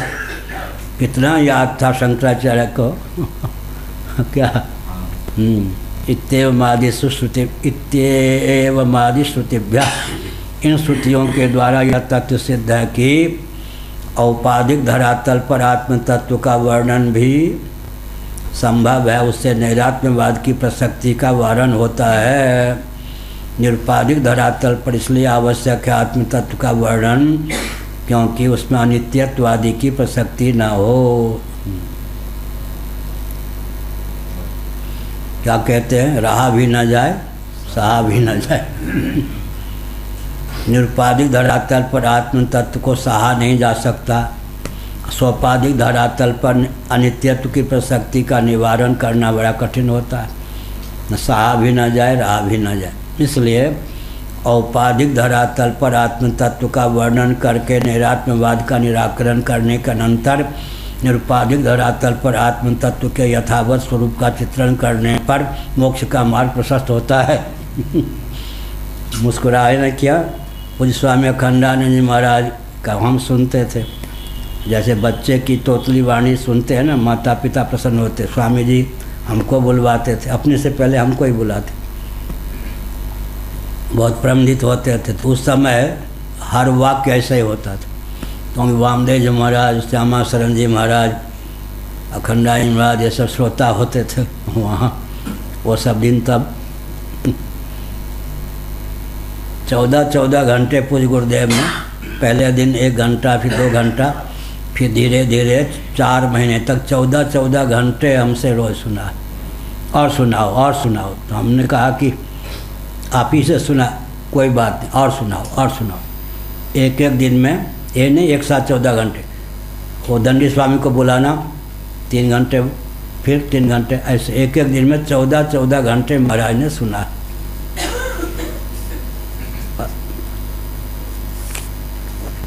उपाधिवशात संसारित्वम न परमार्थतः, बहुत बढ़िया। यह जो आत्म तत्व है उपाधि के वशीभूत होकर ही, उपाधि के योग से ही इसे संसारित्व प्राप्त है, न कि वस्तुतः परमार्थतः। स्वतो संसारी एवं, निरुपाधिक धरातल पर तो आत्म तत्व संसारी ही है। एवं एकत्वम नानात्वम च हिरण्यगर्भस्य, एवं एकत्वम नानात्वम च हिरण्यगर्भस्य, सबका लब्बो लवाब। पूज्य गुरुदेव यह शब्द बोलते थे, लब्बो लवाब माने सारार्थ, कंक्लूजन, समरी। एवं एकत्वम नानात्वम च हिरण्यगर्भस्य, इस प्रकार हिरण्यगर्भ का एकत्व भी सिद्ध है और नानात्व भी सिद्ध है। आपका नानात्व कैसे सिद्ध है?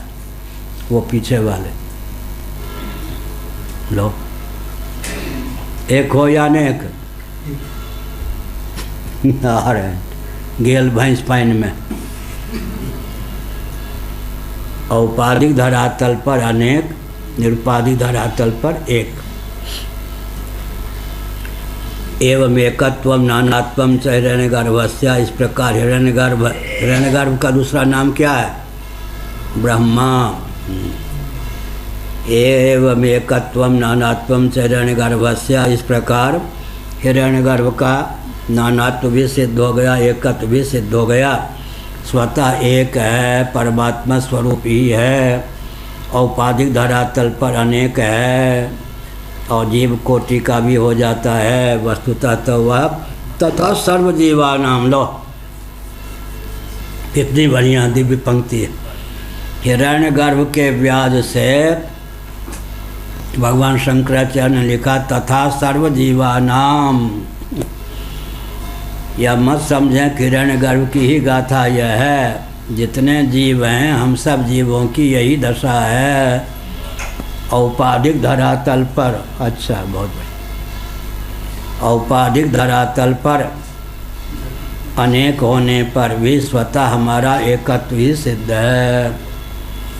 तथा सर्वजीवानाम, संपूर्ण जीवों की वहीं बैठ। हाँ ठीक है, बैठ।